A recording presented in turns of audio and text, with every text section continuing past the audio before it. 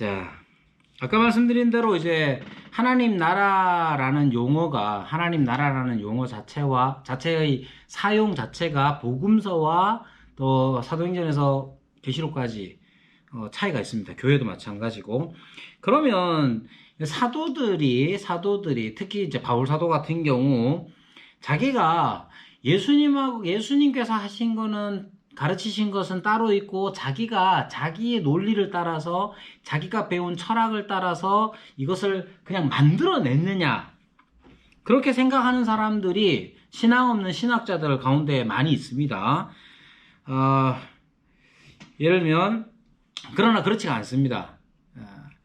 대표적으로 고린도전서 4장 20절에서 21절을 보면 사도 바울이 어떻게 얘기하느냐 하면 하나님의 나라가 먼 미래에 있는 거라고 얘기하지 않아요. 그러니까 고린도전서 4장 20절 21절에 보면 어떻게 얘기하냐면 지금 자기가 하나님 나라에서 활동하고 있다는 식으로 이야기를 합니다. 여러분들 한번 찾아보시고요. 뿐만 아니라 이제 골로새서 4장 10절에서 11절 보면 일꾼들 쭉 이야기를 하는데 사람 이름들 쭉 이야기를 하거든요. 그런데 그 사람들을 어떻게 표현하느냐면 하나님 나라의 일꾼으로 소개한단 말이에요. 두 경우 다 고린도전서 4장이나 골로새서 4장에 나와 있는 둘 다 어떤 사상이 있느냐면 하나님의 나라가 이미 여기에 와 있다. 그러니까 내가 너희를 매를 가지고 갈까 아니면 사랑으로 갈까 이렇게 얘기한단 말이에요. 고린도전서에서는. 그래서 예수님께서 하나님 나라에 대하여서 가르치시고 전파하셨던 그것을 그대로 받아서 사도들은 하나님의 나라가 이미 여기에 와 있다라는 식으로 이해를 하고 가르쳤습니다. 그런데 그것만 있는 게 아니고 디모데후서 4장 18절에 가면 천국에 들어가도록 이라고 말하네요. 그러니까 천국에 들어가도록 이라고 했으니까 사도 바울은 고린도전서나 골로새서에서는 하나님의 나라가 이미 와 있다는 의식을 가지고 그 사람들에게 편지 쓰고 가르쳤는데 디모데후서 4장에 가서는 천국에 들어가도록 이라고 말하는 걸 보면 하나님의 나라가 미래에 있는 것으로, 미래에 이루어질 것으로 말하고 있단 말이에요. 그래서 이 사도들이 사용하는 용례를 따라서 생각을 해보더라도 사도들이 예수님이 가르쳐 주신 하나님 나라를 이어서 계속해서 생각을 하고 있다는 사실을 알 수가 있습니다. 그렇기 때문에 천국을 생각했을 때에는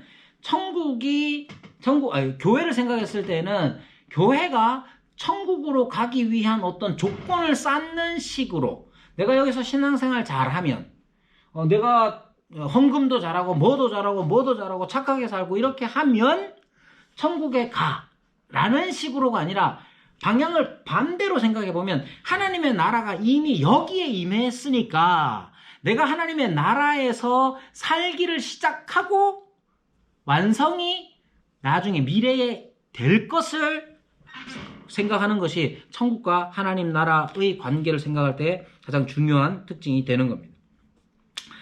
자, 천국과 교회, 하나님 나라와 교회의 연관성을 살펴보면 여러분 사도행전이라는 데가 사도행전을 여러분들이 어떻게 생각하시는지 몰라도 제가 다음 학기인가 다다음 학기에 사도행전을 제가 맡기로 했거든요.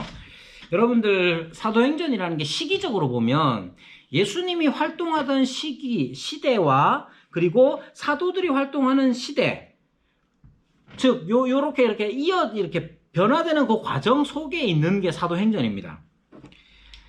사도행전을 보면 예수님은 부활 후에 천국에 관하여 가르치십니다. 그게 어디 나오냐? 사도행전 1장 3절에 나옵니다. 예수님께서는 부활 후에 하나님 나라에 대해서 가르치셨어요. 자, 하나님 나라에 대해서 1장 3절에서 가르치신 후에 어떻게 하느냐? 성령을 받을 것에 대하여 말씀하시죠. 또 땅끝까지 이르러 내 증인이 되리라.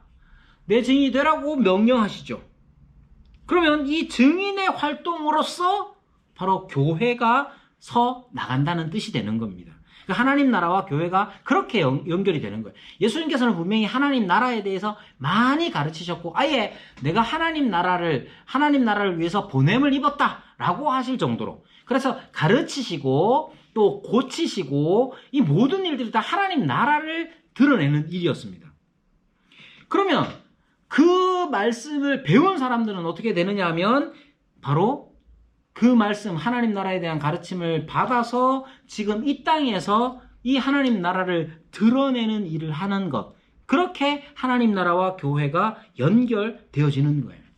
이걸 또 어디서 볼 수 있느냐 하면 교회라는 말이 복음서에서 사용되는데 여러분들이 잘 아는 곳에서 사용되죠. 어디냐면 마태복음 16장에 나옵니다. 마태복음 16장에 어떤 말이 나오느냐? 주는 그리스도시요 살아계신 하나님의 아들이십니다. 누가 한 말이죠? 베드로가 한 말이죠. 그 베드로가 이 고백을 하고 나서 예수님께서 하신 말씀들을 보면 거기에 이제 교회라는 말이 사용된단 말이에요. 아주 중요하죠? 복음서에 2번밖에 안 나오는데. 자, 그러면 이 말의 뜻은 지난번에도 말씀을 드렸지만 교회의 사도성 이야기를 할 때도 베드로 자체가 교회의 토대가 되느냐, 베드로 자체가 교회의 토대냐. 천주교는 그렇게 생각하지만 우리는 그렇게 생각하지 않습니다. 우리는 어떻게 이해하고 믿느냐 하면 베드로의 신앙 고백, 올바른 신앙 고백이 바로 교회의 토대다 하는 것들을 여러분들에게 말씀을 드렸고요. 이러한 신앙 고백, 교회의 토대, 바른 신앙 고백에 대하여서 예수님께서 베드로를 향해서 하신 말씀이 뭐냐? 내가 내 교회를 세우리니 이렇게 얘기했어요. 자, 이제는 하나님 나라에서 이제 교회로 지금 넘어오고 있는 중입니다. 교회로 넘어오는데 이때 교회에 대하여 말씀하시는 마태복음 16장 16절에서 18절 사이에 보면 교회에 대해서 말씀하실 때 예수님께서 내가 내 교회를 세우겠다 이렇게 말씀하신단 말이에요. 여기 이 교회라는 말 여러분들이 헬라어를 잘 모르시지만 한 번쯤 들어봤죠? 교회의 헬라어가 뭐예요? 에클레시아입니다. 에클레시아. 이 에클레시아라는 말은 예를 들면 히브리어를 이제 구약은 히브리어로 쓰여졌지 않습니까? 히브리어로 쓰여졌는데 이스라엘 사람들이 히브리어를 잘 몰라요. 지금 이스라엘 말고 옛날 이스라엘이 히브리어를 잘 몰라. 왜 그러냐면 이스라엘 사람들이 북이스라엘이든 남유다든 간에 일찍이 다 쫓겨나 버려가지고 디아스포라 다 쫓겨나가지고 지네들은 바벨론에도 살고 이집트에도 살고 이러니까 히브리어를 몰라요. 몇백 년이 지나면서. 그래서 이 알렉산드리아 이집트에 있던 사람들 유대인들이 히브리어를 구약 성경을 읽어야 되는데 히브리어를 모르는 사람들을 위해서 히브리어를 헬라어로 번역을 해줍니다. 그게 뭐냐? 70인경이라는 거예요. 70인경. 그게 이집트 알렉산드리아에서 히브리어를 헬라어로 번역해. 그때 당시는 헬레니즘, 헬라의 말과 문화가 지중해 세계를 다 장악했기 때문에 사람들은 다 헬라어를 사용했어요. 그래서 히브리어를 모르는 사람들을 위해서 히브리어 구약 성경을 헬라어로 번역했는데 그것을 70인경이라고 합니다. 그때 교회라는 카할이라는 히브리어를 헬라어로 번역할 때 뭘로 번역했느냐? 에클레시아로 번역했어요. 에클레시아. 그래서 지금 예수님은 아람어를 쓰셨습니다. 아람어. 헬라어를 쓰신 게 아니라, 아람어를 쓰셨지만, 예수님에 관한 복음서, 예수님의 복음을 기록한 사람들은 헬라어로 기록을 했어요. 마태가 교회라는 예수님께서 하신 이 말씀을 에클레시아라는 말로 표현을 했단 말이에요. 근데 이 에클레시아는 이전에 70인경에 보면 이 카할은 누굴 말하느냐면 이스라엘을 말합니다. 이스라엘 회중, 이스라엘 백성들을 카할이라고 했단 말이에요. 또는 에다, 카할, 에다라는 이 히브리어가 에다, 카할 이런 말들이 이스라엘을 말하는 거였는데 바로 교회란 뜻이에요. 이 말을 헬라어로 에클레시아라고 했단 말이에요. 자, 왜 이렇게 얘기했냐? 내가 내 교회를 세우리니 라고 했을 때 마치 이건 히브리어로 치자면 카할, 에다, 내 카할, 내 에다 라고 말하는 것 같은 거예요. 그래서 이 말 뜻은 교회가 예수님을 나를 메시아로 인정함으로 지금 카할, 이스라엘인이 카할을 대체할 새로운 에클레시아, 새로운 카할을 세우겠다는 것과 마찬가지예요. 이스라엘은 누가 세웠습니까? 하나님 세우셨잖아요. 여호와 하나님께서. 근데 지금 교회를 세우신다는 이 말 안에는, 내가 내 교회를 세우리라 하시는 이 말 안에는 하나님의 주권, 그리스도의 주권, 그리스도의 주인 되심이 드러나는 말입니다. 왜 이게 중요합니까? 교회는 누구 겁니까? 여러분들은 교회는 누구 겁니까? 그러면 아니 어느 우리 뭐 당회장 목사님 거요. 당회장 목사님들은 장로님들 거요. 그렇게 말하겠죠? 그게 아니라는 거예요. 교회의 주권, 누가 교회를 세우느냐? 하나님께서, 그리스도께서 교회를 세우시는 겁니다. 그래서 그리스도께서 주인이 되시는 거예요. 또한 내가 세우리니 라고 말씀하셨단 말이에요. 그래서 예수님께서는 아주 의식적으로 교회를 세우실 것을 말씀을 하신 거예요. 그래서 교회는 누구의 교회가 아닌 주께서 친히 세우시는 주님의 교회인 것입니다. 또한 내가 세운다, 내가 준다 이렇게 시제를 사용할 때 미래 시제를 사용해요. 내가 세우리니 한단 말이에요. 미래 시제를 사용해서 교회는 예수님께서 이 말씀을 베드로의 고백을 받으시고 베드로에 대해서 말씀하시는 그 시점이 아니라 미래에 세워질 것에 대하여 가르치시죠. 그때가 언제느냐? 왜 미래여야 하느냐 하면 예수님께서 이 말씀을 하시고 나서 고난 받으심에 대하여서 말씀을 하시죠. 고난에 대하여 예언을 하신단 말이에요. 그러니까 교회는 언제 세워지느냐? 예수님께서 고난을 받으시고, 즉 십자가에 죽으시고 부활하셔서 성령을 보내실 때에 교회가 세워지는 거예요. 그래서 내 교회를 세우리니 라고 하시는 겁니다. 자, 그리고 천국의 열쇠를 주시죠. 이 천국의 열쇠라는 것이 네가 땅에서도 매면 하늘에서도 매이고 땅에서 풀면 하늘에서도 풀리고, 그러니까 베드로에게 주신 이 약속의 말씀이라는 것이 결국 무엇을 의미하느냐? 하늘과, 즉 천국과 지금 지상, 땅이 연결되어 있음을, 다르게 표현하면 이 지상의 땅은 하늘나라의 일부임을, 하늘나라가 땅의 일부는 존재한다는 사실을 가르쳐 주시는 거예요. 그래서 여러분, 교회를 어떻게 정의하면 되겠습니까?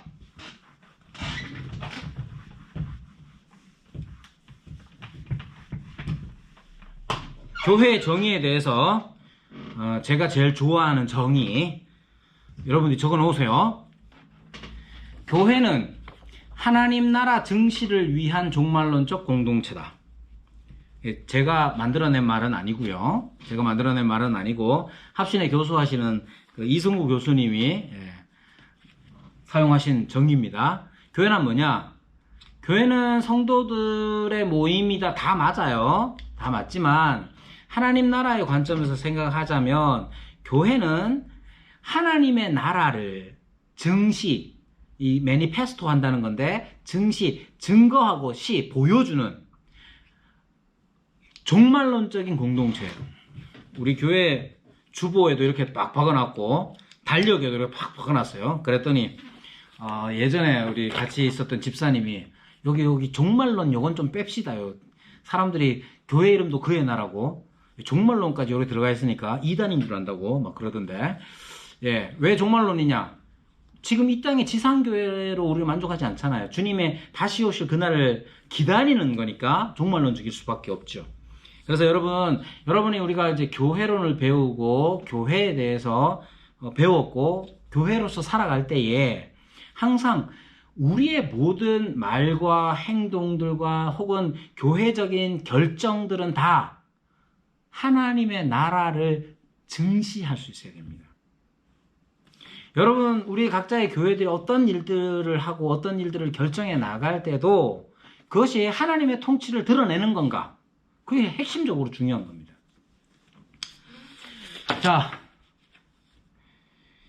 자, 그러면 그 다음 장 5강을 보시면요. 자, 교회라는 것이 이렇게 하나님 나라의 관점에서 이렇게 생각을 할 수가 있고요. 자, 그리스도와의 관계를 한번 생각해 보시면 그리스도와 연합된 자, 아이고 안 나오나? 그리스도와 연합된 자들이잖아요. 그래서 교회라는 것이 그리스도와 신비적 연합을 이루어서 교통하는 것. 그것이 교회의 가장 중요한 특징이라고 말씀을 지난번에 드렸죠. 자, 이 교통한다는 것은 생명의 공급이 1차적입니다. 즉, 그리스도와의 통일성이 1차적이고, 그리스도와 하나 되었다는 것은 그리스도께서 우리에게 공급하시는 것들, 생명의 공급을 받아서 살아간다는 거예요. 즉, 그리스도께서는 그의 몸된 교회를 위하여 좋은 것을 주십니다. 그게 교회의 가장 복이죠. 어떻게 주실까? 무엇을 주실까? 어떻게 주실까? 생각을 해봐야 되는 거죠. 자, 뭘 주시겠습니까? 그리스도께서는 우리에게 무엇을 주십니까? 돈 주십니까? 안 주십니까? 예. 손승민 형제가 너무 크게 얘기를 해가지고 돈도 주십니다. 또 돈만 주십니까? 각종 좋은 것들을 다 주시죠. 그죠? 자, 그러면 진짜로 좋은 게 뭐냐에 대한 것들을 생각을 해보면 그리스도와 우리의 관계가 더욱더 돈독해지고 나뉘어질 수 없는, 우리가 믿음으로 하나 되었다는 사실을 우리가 분명히 아는 것. 그래서 심지어 우리가 사망의 음침한 골짜기로 다닐지라도 그리스도께서 우리를 안위하신다는 것을 믿는 것, 그런 믿음이 우리에게 가장 좋은 선물이죠. 거기에 이제 그런 일들을 겪기 위해서 돈을 주실 때도 있고 병을 낫게 하실 수도 있습니다. 그러나 이 모든 것들은 그리스도와의 관계의 복스러움을 깨닫게 하는 것으로 나아가야 되죠. 그러면 무엇이든지 다 사용이 됩니다. 돈을 통해서, 아니면 인간적인 관계를 통해서, 병이 낫는 것을 통해서, 아니면 내가 성공하는 것을 통해서, 혹은 그 반대도 마찬가지죠. 그리스도와 우리가 하나가 되었고 그리스도께서 나를 사랑하신다는 이 생명의 연합, 신비적 연합을 우리가 날마다 누려나가는 것이 그리스도께서 우리에게 주시는 좋은 것입니다. 그런데 이것을 주실 때에 확실하게 주시는 것이 돈, 아니면 병고침, 아니면 성공, 이런 것들을 통해서 그리스도와 나 사이, 그리스도와 우리 신자 사이의 관계의 그 풍성함이 주어질 수도 있지요. 저는 부정 안 합니다. 있어요. 만약에 여러분이 돈 없이 평생 살아보세요. 신앙이 그리스도께서 나를 사랑하시나, 아니면 이제 병 들어가지고 늘 지치고 힘들어. 그럼 여러분 신앙 지키는 게 쉽습니까? 그 때때로 이런 일들이 우리에게 신앙을, 그리스도께서 나를 사랑하신다는 것을 깨닫게 해주시는 도구가 될 수 있습니다. 그걸 여러분들 밑에서 말하는 섭리적 인도예요. 섭리적 인도. 그러니까 이거는 나중에 가서야 깨닫게 되는 거예요. 섭리적 인도에 대해서는. 그러나 일반적인 하나님께서 우리에게 은혜를 베푸시는 방법이 뭐냐? 그걸 알아야 돼요. 자, 많이 피곤하시죠? 힘내시고요. 자, 그리스도께서 우리에게 주시는 은혜를 주시는데 어떤 방편들을 사용해서 은혜를 주시느냐? 첫 번째가 말씀이고, 두 번째가 성례입니다. 성례. 자, 그런데 은혜의 방편에 대해서 이야기할 때 우리는 은혜를 주시는 방식이 어떤 거냐, 어떤 수단을 통해서 우리에게 은혜를 주시느냐, 좋은 것을 주시느냐 했을 때에 사람들이 이 말씀과 성례라는 것 자체를 안 믿는 사람, 받아들이지 않는 사람들이 있습니다. 그 누구냐면 신비주의자들이에요. 신비주의자들은 그리스도가 자기 백성, 즉 자기 교회에게 유익을 전달하시는데 어떤 방편을 사용하시느냐의 문제에 대해서 생각할 때에 말씀과 성례 그런 것들은 중요한 게 아니야 이렇게 얘기해요. 신비주의자들은. 그럼 신비주의자들에게 중요한 건 뭐겠습니까? 여러분들이 많이 경험해 봤을 거예요. 자, 여러분들이 말씀이든 성례든 간에 가장 우리의 신앙을 막 이렇게 막 쫙 불러일으키는 것, 뜨겁게 만드는 게 뭐라고 생각합니까? 하나님이 또는 그리스도와 성령이 우리 안에서 내적인 말씀이나 내적인 빛이 우리 안에서 은혜의 역사를 만든다고 생각해요. 이 말이 좀, 이건 이제 역사적인 측면에서 신비주의자들에 대하여서 이야기할 때 그래요. 그러니까 하나님의 말씀이라고 했을 때도 여러분, 지금 시간이 별로 없어서 좀 그렇긴 한데, 하나님의 말씀이라는 것 자체가 기록된 말씀만을 의미하는 건 아닙니다. 그리고 은혜의 방편, 은혜를 주시는 수단으로서의 말씀도 좀 더 폭 넓습니다만은, 기본적으로 여기에서 말하는 말씀과 성례는 교회에서 시행하고 있는, 즉 쉽게 표현하자면 말씀에 관하여서는 설교이고, 성례는 우리가 시행하고 있는 두 가지 성례가 있죠. 세례와 성찬입니다. 이 세례와 성찬, 말씀, 설교나 세례, 성찬이 여러분들 신앙에 얼만큼 도움이 된다고 생각하세요? 그렇게 질문하는 거예요, 여러분. 많은 경우에 신비주의자들처럼 우리는 신앙생활을 생각합니다. 말씀이나 성례가 하나님께서 우리에게 은혜를 베푸시는 수단, 우리에게 유익을 주시는 수단으로서 생각을 잘 안 하고, 그것 말고 성령께서 막 뜨겁게 막 깨닫게 하시고 그런 식으로 생각하기가 쉽단 말이에요. 그러나 그건 역사적으로 보면 신비주의자들의 특징입니다. 반대편에서 로마 가톨릭의 경우에는 이러한 방편들이 본질적인 거라고 여깁니다. 즉, 특히 성례에 관한 것, 성례에 관한 것은 이 제도적 교회의 사제들에게 좀 어려운 표현을 하자면 성사적 능력을 주어졌다고 그러는 거예요. 이게 이제 사효적이다 이런 말을 하는데, 이 말 쉽게 얘기하면 이거예요. 제도 교회 안에 사제, 신부가 지난번에도 말씀드렸죠. 이것은 내 몸이니 라고 말하면 그게 사효적으로 그것이 진짜로 몸이 된다는 거예요. 그러한 권한이, 그러한 것이 사제에게 있다고 그들은 생각을 해요. 사람들 그 말씀을 듣거나 아니면 그 성사에 참여하는 사람들의 믿음 자체가 중요한 게 아니고, 사제가 사효적으로, 사제가 그렇게 하면 그런 능력이 나타난다고 생각을 합니다. 그러니까 믿음이 중요한 게 아니고, 믿음 자체는 필요 없어. 지금 이 떡을 사제가 축성한 이 떡을, 즉 그리스도의 몸을 먹는 것 자체가 은혜를 우리에게 주는 거다 이렇게 생각을 한다는 거예요. 그래서 신비주의자들과 로마 가톨릭은 달라요. 물론 로마 가톨릭도 굉장히 신비적이기도 하지만 그렇게 되는 거예요. 우리는 어떻게 생각하겠습니까? 자, 말씀, 설교하는 행위 또는 듣는 것, 성례, 세례와 성찬, 우리는 어떻게 할까요? 여러분들이 이제 부활절 주일이 지났으니까 저희 교회는 이제 매달 첫째 주에 성찬식을 합니다. 매달 합니다. 매달 하는데 보통은 이제 6개월에 한 번씩 하잖아요.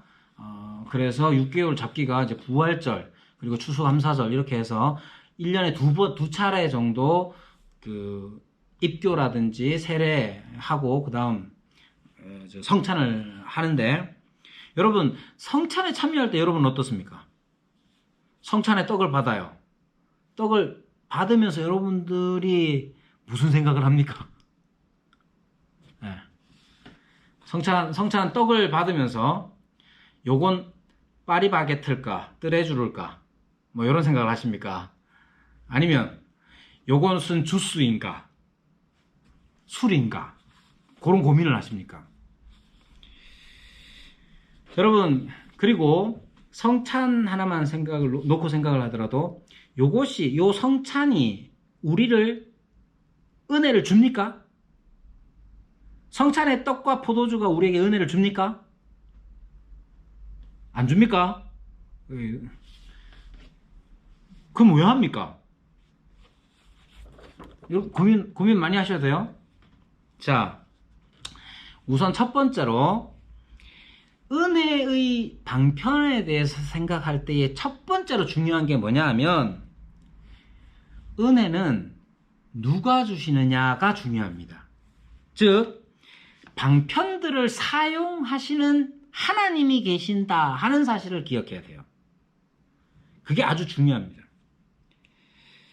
그러니까 이것은 종교개혁 시대에 다시 이제 교회 안에 다시 회복된 것인데 이전까지 로마 가톨릭의 경우에는 사제의 축성 자체가 사제가 이것은 내 몸이니 라고 말하면 그리스도의 몸이 되어요. 그러면 믿음이 있거나 없거나 그걸 입에 집어넣으면 그러면 그것 자체로 은혜의 효과가 발휘가 되는 거예요. 그러면 종교개혁가들이 어떻게 생각했느냐? 야, 그거는 성경에 안 맞는 것이다. 그 성경에 안 맞다. 그럼 성경에 뭐라고 얘기하느냐? 그걸 지금 여러분들이 대답을 못하고 있는 거예요. 하나님께서, 성령께서 이러한 방편들을 사용하신다는 거예요. 그러니까 은혜를 베푸시는 분, 어떻게 하면 은혜를 받느냐도 중요하지만 은혜를 베푸시는 하나님이 계시는데 그 하나님께서 어떤 방식으로 은혜를 베푸시느냐 하면 이러한 수단들, 말씀과 성례라는 수단을 사용하셔서 우리에게 유익을 주신다, 은혜를 주신다는 거예요. 이게 첫 번째로 중요한 겁니다. 자, 여러분들이 공부를 아마 이제 어떤 분들은 해보셨을 텐데 하이델베르크 요리문답이라는 게 있습니다. 하이델베르크 요리문답 65문에 이렇게 묻습니다. 오직 믿음으로만 우리가 그리스도와 그의 모든 은덕에 참여할 수 있는데 이 믿음은 어디에서 옵니까? 이렇게 물어요. 자, 다시 오직 믿음으로만 우리가 그리스도와 그의 모든 은덕에 참여할 수 있는데 이 믿음은 어디에서 옵니까? 여러분, 믿음은 어디에서 옵니까? 예, 안타깝습니다. 손승민 형제가 계속 대답을 하고 있는데, 집사님도 하시고, 믿음은 어디에서 옵니까? 우리 자신, 이렇게 안 가르칩니다. 하이델베르크 요리문답은 우리의 믿음이 어디서 오느냐? 성령에게서 옵니다. 라고 가르쳐요. 성령에게서 옵니다. 그분은 거룩한 복음의 강설로 우리의 마음의 믿음을 일으키며 성례의 시행으로 믿음을 굳세게 하십니다. 성령께서 우리에게 믿음을 주시는데 어떻게 주시느냐? 거룩한 복음의 강설, 설교죠. 그분은 거룩한 복음의 설교로 우리의 마음에 믿음을 일으키고 또 성례의 시행으로 믿음을 굳세게 하십니다. 이렇게 얘기합니다.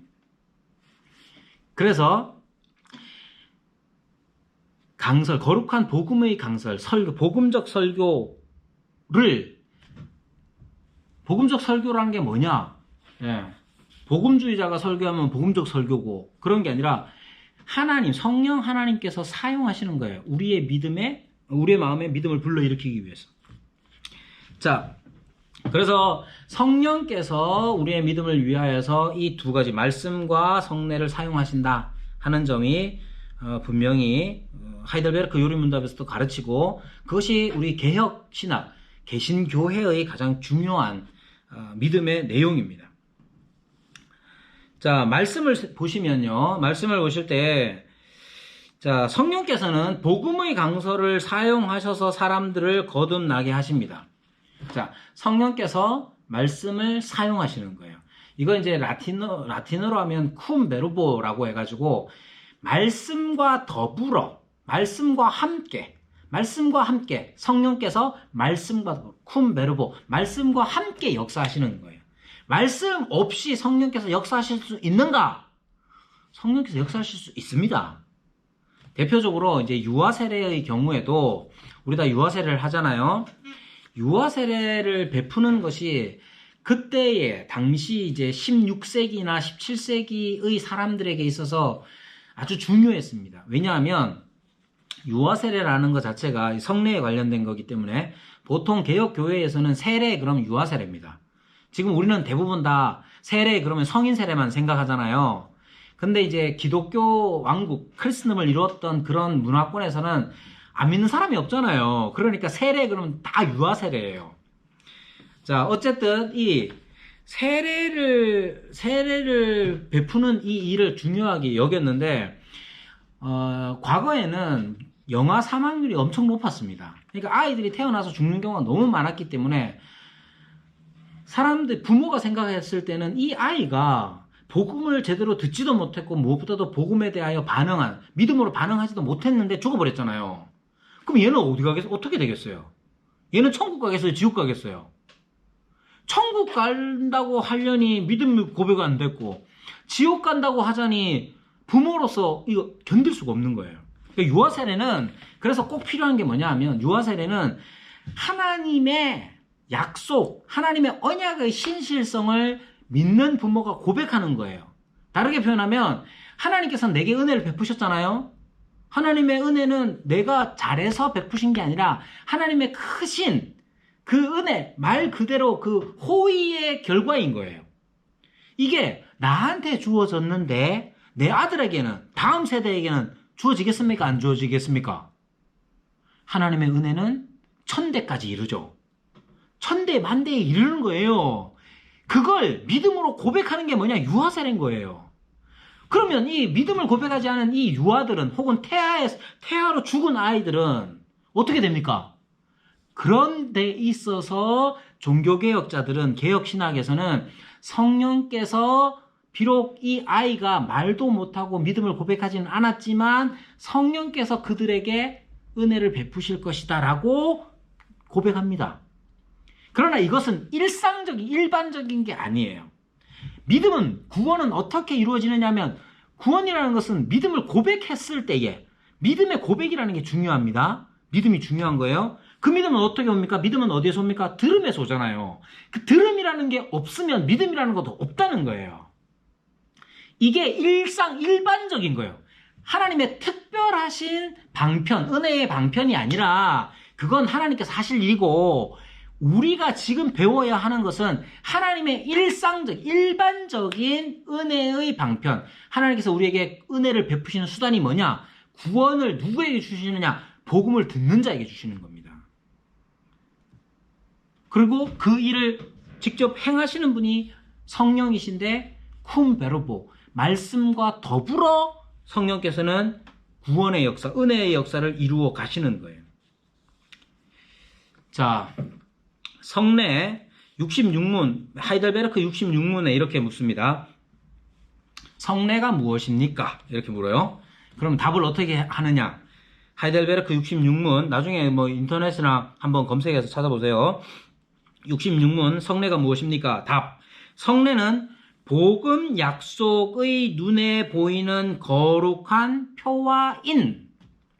자, 그냥 듣기만 하세요. 복음 약속의 눈에 보이는 거룩한 표와 인으로 하나님께서 제정하신 것입니다. 성례가 시행될 때 하나님께서는 복음 약속을 우리에게 훨씬 더 충만하게 선언하고 확증하십니다. 이 약속은 그리스도가 십자가 위에서 이루신 단번의 제사 때문에 하나님께서 우리에게 죄사함과 영원한 생명을 은혜로 주신다는 것입니다. 자, 말이 길었죠. 두 단어, 한자로 된 두 단어만 생각하시면 됩니다. 표와 인이에요. 표와 인. 자, 표. 여기에 이 표라는 말은 성례는 표와 인으로 주신 거예요. 표라는 것은 사인이죠. 사인. 도로 표지판 딱 보면 운전하고 가면서, 물론 요즘이야 뭐 다 내비게이션 따라서 하니까. 그런데 표지판이 딱 나오죠. 여기서부터, 여기는 뭐 동대구로 가려면 오른쪽으로 나오죠. 그러고 가면 동대구 나옵니까? 안 나옵니까? 나오죠. 그게 사인이고 표예요. 자, 하나님께서 우리에게 거룩한 복음의 강설로 믿음을 주십니다. 우리에게 믿음을 일으키시죠. 여러분, 성경에 기록된 모든 하나님의 약속을 잘 믿습니까? 잘 믿습니까? 예. 아유, 고개를 막 엄청 끄덕이시는데 잘 못 믿잖아요. 때때로 우리 흔들릴 때가 많습니다. 예를 들면 이런 거예요. 그리스도가 십자가 위에서 이루신 단번의 제사 때문에 하나님께서 우리에게 죄사함과 영원한 생명을 은혜로 주신다. 이 말이 쉬워 보입니까? 좀 나쁘게, 좀 과하게 표현해서 하자면 여러분들이 평소에 잘 생각 안 해서 그냥 믿는 것처럼 느낄 뿐이에요. 그리스도께서 언제 죽으셨어요? 2000년 전에 죽으셨어요. 어디서? 저 이스라엘 땅에서. 그게 여러분들하고 무슨 상관이 있습니까? 2000년 전에, 어제 아래도 알고 2000년 전에 이스라엘 땅에서 이스라엘 사람이 죽은 게 여러분하고 어떻게 관계가 됩니까? 그런 거 생각하면 우리의 믿음이라는 게 흔들릴 때가 많단 말이에요. 복음 전해 보십시오. 죽어서 천국 가니 네가 어떻게 알아? 뭐 덤벼들면 뭐라 하려고 합니까? 우리의 믿음이라는 게 늘상 흔들리기 마련이에요. 그래서 하나님께서는 우리에게 은혜로서 주신 것이 있어요. 그게 뭐냐? 표와 인으로서 역할을 하는 거. 표는 표지판인. 이리로 가면 맞아. 이리로 동대구 아저씨 딱 편말 사인 보고 표지판 보고 딱 하면 동대구 아저씨 나오잖아요. 그것처럼 이렇게 이 말씀, 우리가 들은 이 말씀, 거룩한 복음의 강설, 우리가 들은 이 말씀이 참되다 하는 것을 표로서 주신 게 뭐냐? 성찬, 세례, 성례란 말이에요. 그래서 우리가 성례에 참여할 때에, 그것이 유아 세례든 아니면 성인 세례든 간에 세례와 성찬에 참여할 때에 이 세례와 성찬이라는 것은 우리가 들었던 거룩한 복음의 강설 자체가 우리 안에 믿음으로 늘 역사해야 하지만 죄 속에 살아가는 우리가 그 믿음이 흔들릴 때가 많단 말이에요. 그래서 하나님께서는 우리에게 그 은혜를 붙잡고 살아가라고 표로서 성례를 주신 거예요. 여기에 인이라고 하는 것은 도장인자입니다. 도장인. 도장 꽉 찍어줬다는 거예요. 못 믿겠니? 갖고 와봐. 도장 찍어줄게. 도장 꽉 찍어줬다는 거예요. 뭐가? 세례와 성찬이. 그러니까 여러분들이 세례의 경우에는 여러분들이 한 번 받은 걸로 여러분들이 뭐 많이 잊으셨을 거고 애들도 마찬가지고, 성찬은 적어도 1년에 2번은 하잖아요. 그 성찬에 참여하면서 여러분들이 무엇을 어떻게 느껴야 되느냐, 그게 무슨 필요가 있냐는 거예요. 여러분, 성찬의 필요가 뭡니까? 성찬의 필요는 우리가 하나님의 말씀을 받아서 살아가지만 우리의 연약한 믿음 때문에 그것을 돕기 위하여서 우리가 들은 말씀이 확실하다는 것을 돕기 위해서, 그렇게 확실함을 돕기 위해서 우리에게 주신 표와 인으로서의 역할을 하는 겁니다. 말씀과 성례의 관계를 생각해 보면 여러분, 성례는 성례 자체로 은혜의 수단이 되기도 하지만 더 중요한 것은 복음이 가르치는 것을 성례가 확증한다고 생각하시면 돼요. 자, 복음 약속과 무관한 성례라는 것은 없습니다. 그러니까 성례는 표와 인인데 무엇을 표하느냐? 말씀, 우리가 들은 말씀을 표하고 인하는 것입니다. 무엇보다도 성례의 주인은 하나님이십니다. 자, 섭리적 인도라는 것도 아까 말씀을 잠깐 드렸죠. 여러분, 우리가 섭리적 인도라는 것 자체가, 이 섭리적 인도는 나중에 아는 거예요. 지금 당장이 아니라, 예를 들면 앞서서 이제 돈이나 병을 고치는 일이나 아주 유치한 예지만, 다시 말씀드리지만 이 결코 유치한 게 아니에요. 작지 않습니다. 그러나 생각해 보십시오. 돈 자체가 우리에게 은혜의 수단이 되느냐? 그거는 우리가 믿음 안에 굳게 서서 들은 말씀과 우리에게 주신 성례 안에 우리가 믿음을 잘 간직했을 때에 나중에 깨닫게 되는 거예요. 심지어 돈이 생기는 것뿐만 아니라 돈이 없어지는 것도 섭리적 인도하심 속에서 은혜가 될 수 있습니다. 과거에 여러분들이 겪었던 아주 치욕스러운 사건 자체가 섭리적으로 봤을 때 우리를 그리스도의 은혜를 더 생각나게 하는 것일 수도 있단 말이에요. 그러면 그 섭리적 인도하심이 잘 역할을 하려면, 다른 것들이 역할을 잘 하려면 뭐가 필요하냐? 말씀, 성례, 기본적으로 우리에게 주신 은혜의 방편들을 잘 선용하는 것이 중요하죠. 교회 직분이라는 것도 여러분 다음 강의가 장로교와 직분에 관한 것인데요. 여러분, 교회에는 직분이 몇 개 있습니까? 손가락으로 표시해 주십시오. 2개. 2개. 더 없습니까? 교회의 직분은 2직분을 말할 때도 있고 3직분을 얘기할 때도 있습니다. 그러나 교회의 직분을 이야기할 때 2직분을 이야기하는 분들은 이게 이제 우리 개혁교회 안에서도 그 범주 안에 있는 겁니다. 2직분을 이야기하는 분들은 무엇을 얘기하냐면 장로와 집사를 얘기합니다. 목사는 어디 있어요? 장로 안에 있어요. 그래서 가르치는 장로처럼 이렇게 생각을. 그런데 이제 일반적으로 저는 어떻게 생각하냐면 삼중직을 저는 생각을 합니다. 자, 삼중직은 교회의 머리 되시는 분이 그리스도이신데 그리스도의 직분이 삼중직, 세 가지 직분이에요. 그리스도의 세 직분이 뭡니까? 여러분 필독서에 나오는 거 있죠? 예, 첫째 아담이 맡았던 직분과 동일하죠.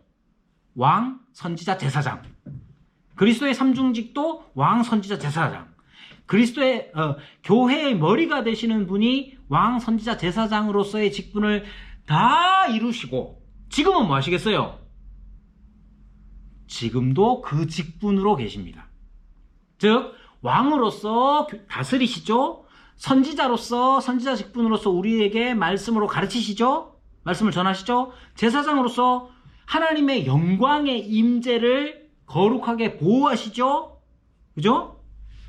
그래서 이 세 가지 직분을 그리스도께서 가지고 있습니다. 그러면 교회의 직분은 몇 가지? 세 가지가 됩니다. 자, 그러면 교회의 직분 세 가지가 뭡니까? 왕, 선지자, 제사장에게 이렇게 짝대기를 이렇게 쭉쭉 끄면 어떻게 되겠습니까? 네. 목사, 장로, 집사죠. 세 직분은 교회의 세 직분은 목사, 장로, 집사입니다. 이 세 직분은 무엇을 나타냅니까? 그리스도의 세 가지 직분을 나타냅니다. 즉 그리스도께서는 교회의 머리가 되셔서 당신께서 교회를 다스리시면서 행하시는 직분을 하나씩 우리 교회에게 주신 거예요. 그리스도의 왕 되신 직분은 교회의 직분에 뭐에 해당되겠습니까? 여기서 사람들이 많이 망설입니다. 그리스도의 왕 되심이 교회의 직분에 뭘로 나타나느냐? 본능적으로 목사 이래야 될 것 같은데 목사가 교회 왕인 줄 알잖아요. 그게 아닙니다. 그리스도의 왕된 직분은 장로가 드러내는 겁니다. 그러면 선지자는 목사의 직분, 제사장은 집사의 직분. 자, 그렇기 때문에 목사, 장로, 집사 중에 누가 제일 높습니까? 그런 질문은 아닌 거예요. 그렇게 말하면 안 되는 거예요. 서로 모두가 다 우리 각자는 다 왕 같은 제사장이죠. 복음을 전할 선지자들이고. 자, 우리 교회가 해야 할 일도 마찬가지죠. 자, 이거 이제 잘 나타내 주는 게 여러분 필독서에 나와 있죠. 왕된 교회, 선지자 교회, 제사장 교회 나오잖아요. 자, 그래서 교회의 직분이라는 것도 결국은 그리스도 되심, 머리 되심을 잘 드러내는 일로 나타나야 하는 거예요. 그러면 그리스도의 왕 되심을 잘 드러내는 장로가 있는 교회, 여러분 하나님 나라가 멀지 않죠. 그렇죠? 그 직분론에 대해서는 장로교가 어떤 것이고 또 직분이 어떤 것이냐에 대해서는 다음 학기에 만나서 또 나눠보도록 하고요. 다음 학기에도 필독서 있습니다. 그러니까 남은 필독서 지치지 마시고 잘 감당해 주시고, 예, 남은 저 5번의 시간 동안, 5일 동안 같이 할 수 있어서 감사했고, 예, 숙제 많이 내준다고 너무 저를 욕하지 마시고 잘 해주시기를 바랍니다. 감사합니다. 기도하겠습니다. 하나님 아버지, 은혜 가운데 5번에 걸친 구원론과 교회론 모두 마칠 수 있도록 하셔서 감사합니다. 우리가 잠깐 배웠던 내용들이 시작점이 되어서 더 깊이 알아가고 더 성숙해지는 그러한 신앙인 되게 하여 주시옵소서. 감사하며 예수님의 이름으로 기도드리옵나이다. 아멘.